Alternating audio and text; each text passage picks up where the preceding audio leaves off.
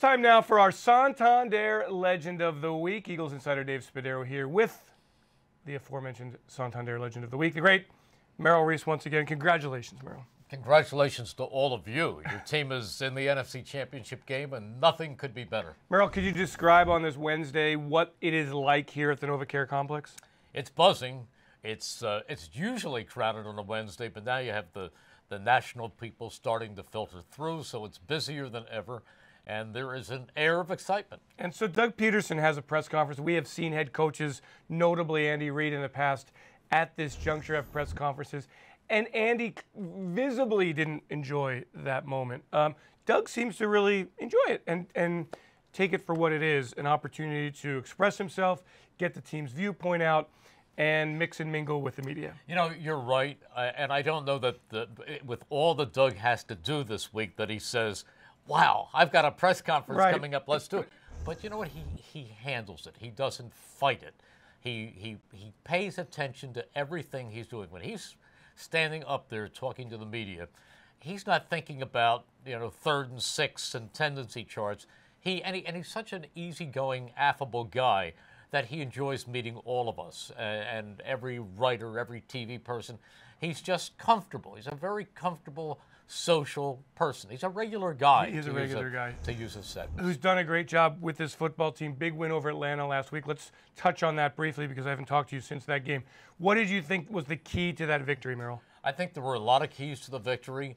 The fact that this team, the word that we've used about this team all year, to a greater degree than any other word, is resilient.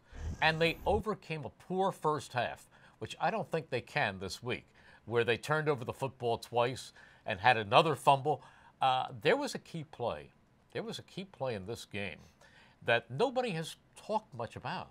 But that was when the Eagles were driving and they were inside the 5-yard line, and on a handoff to Corey Clement, the ball was fumbled, and Nick Foles out of nowhere lurched forward and saved the day by landing on that football. That was a very, very big play.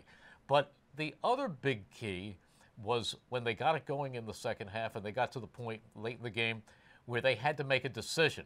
And Doug thought about going for it. I thought to myself, no, you've got to take the points.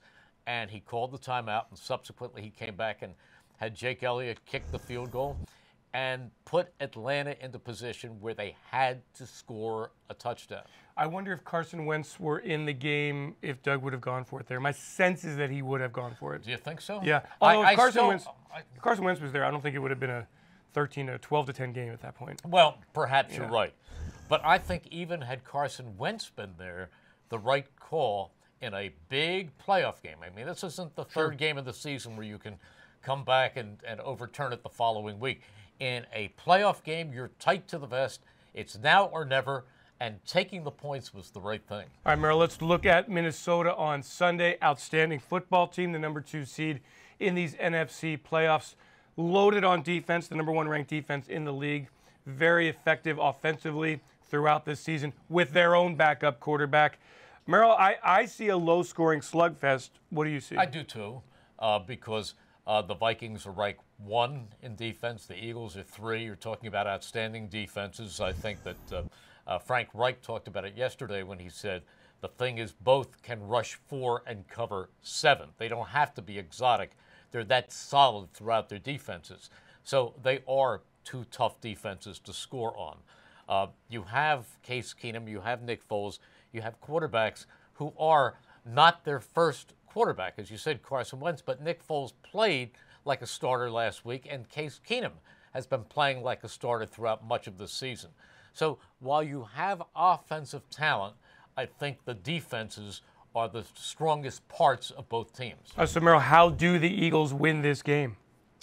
They win this game by not making mistakes, by not turning the football over, by limiting the Vikings' opportunities, and by coming up with the 3rd down completions, conversions that they have to come up with. And that's what Nick did last week.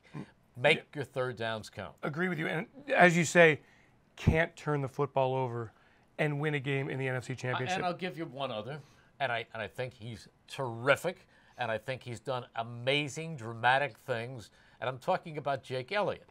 cannot miss extra points, and cannot kick the ball off out of bounds and put the Vikings on the 40-yard line. So I think he's great, but let's do some of the easy things first. Yeah, it'll be interesting. The weather is supposed to be much warmer, not incredibly warm by game time, probably in the 30s at game time. So maybe Jake gets a little bit of a break. The last 3 weeks, he's been kicking that frozen football.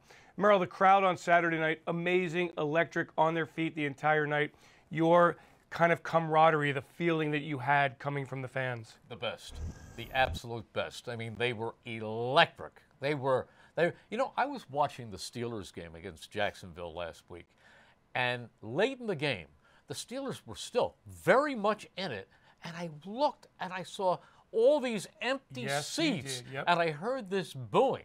And at that point, Roethlisberger had brought them back. It was a one-touchdown game, and the place was half empty. You will never see that at the Link.